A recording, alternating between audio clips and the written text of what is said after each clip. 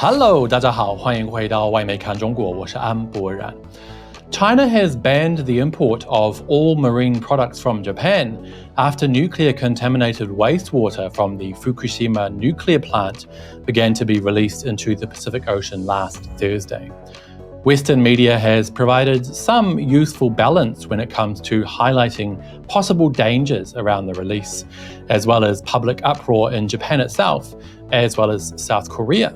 But they largely revert to anti-China tropes when discussing Beijing's banning of aquatic products from Japan. So today we'll take a look at three main points. Number one, can Fukushima's nuclear-contaminated wastewater be compared to water being released in China or anywhere else in the world? Number two, what is tritium and why is Japan playing it up?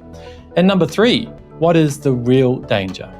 We'll also look at Japanese media tricks, BBC mental gymnastics, and find out why Chinese people are so concerned about food safety. It's going to be a long video today, you guys, but I hope you'll stick around till the end. This is Reports on China. I'm Andy Borham in Shanghai. Let's get reporting.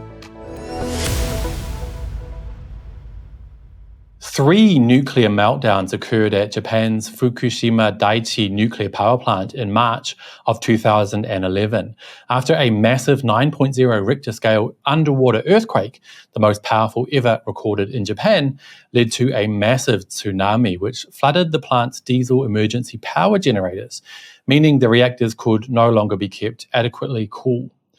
The Fukushima nuclear disaster was ultimately ranked the highest level on the International Nuclear Event Scale, sharing that dubious honour with only one other nuclear disaster, that being Chernobyl. Last Thursday, 12 years after the initial meltdowns, and despite constant protest from the Chinese government, Japan began releasing nuclear-contaminated wastewater into the Pacific Ocean near the stricken plant. This led to China, Japan's largest importer of seafood and other products, making up nearly half of all sales last year, banning all imports of marine products from Japan. China's General Administration of Customs took the emergency measures to prevent the risk of radioactive pollution and ultimately to protect Chinese consumers. But Japan's media has kicked into overdrive in an attempt to dispel the idea that releasing nuclear-contaminated water into the Pacific Ocean could in any way cause harm. They've done that by deceptively attempting to focus the public's attention on a radioactive isotope called tritium. That move first appeared in the Yomiuri Shimbun on June 23 with the headline, Chinese nuclear plants releasing water containing tritium at levels 6.5 times higher than planned Fukushima discharge. But the problem with that is this is a deliberate attempt to whitewash the issue. Tritium is released from every single nuclear power plant in the world, with levels in Europe much, much higher than even China's. According to the Japan Times, 143 trillion becquerels of tritium was measured annually in water near China's Qinshan Phase 3 plant, while nearly 3 times that was found in the UK, and nearly 10 times that was measured in France. Tritium is not at all the main issue China and others have with the release of nuclear-contaminated water at Fukushima. Firstly, we need to make one extremely important distinction. Nuclear power plants around the world release water that has relatively safely cooled nuclear reactors under normal conditions. Fukushima suffered 3 nuclear meltdowns, the worst level of nuclear disaster currently measured by man, and is releasing water that is nuclear contaminated, that has interacted with the damaged core and become radioactive. According to Greenpeace Japan, scientists have warned that the radiological risks from the discharges have not been fully assessed, and the biological impacts of tritium, carbon-14, strontium-90 and iodine-129, which will be released in the discharges, have been ignored. And therein lies the problem, folks.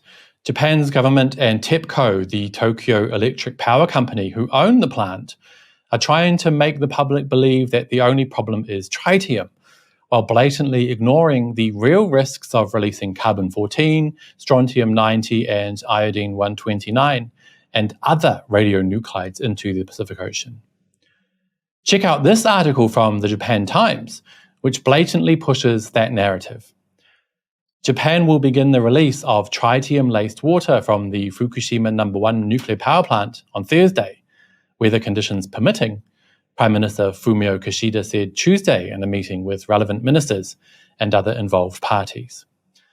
Now, by mentioning tritium alone, and then arguing that the tritium levels in the water to be released are well within the safety standards, Japan has effectively duped many around the world. They continue the charade with a more recent article, this one from yesterday, which runs with the headline, Japan says no radioactivity found in Fukushima fish, and states, no detectable amount of tritium was found in the first fish samples taken in waters near the crippled Fukushima No. 1 nuclear plant, where the discharge of treated radioactive water into the sea began this week, the Japanese government said Saturday. And what's the problem with that, folks? You got it. Tritium is the only thing they're testing for, and indeed the only thing they are reporting on. But we've already ascertained, thanks to Greenpeace Japan, that we should be more concerned about carbon-14, strontium-90 and iodine-129 measurements in local fish. Let's see what Greenpeace says about some of those hazards. They say, the Japanese government and TEPCO are deliberately downplaying the radionuclides that will be discharged into the environment, including radioactive strontium and iodine, which behave differently than tritium in the ocean. For example, the biological concentration factors in fish are up to 50,000 times higher for carbon-14 than tritium. They had this to say about strontium. Radioactive strontium-90 is one of the most hazardous radionuclides produced by the fission process in both nuclear weapons explosions and in commercial nuclear reactors. Enormous amounts of SR90 remain at the Fukushima Daiichi nuclear plant in both the molten fuel cores and in contaminated water.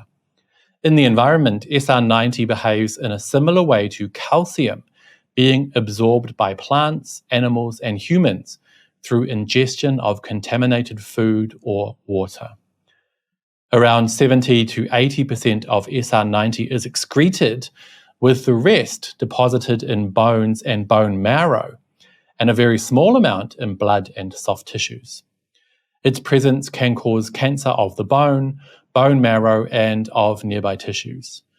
Identifying SR90 contamination in samples requires significant time and investment in laboratory analysis.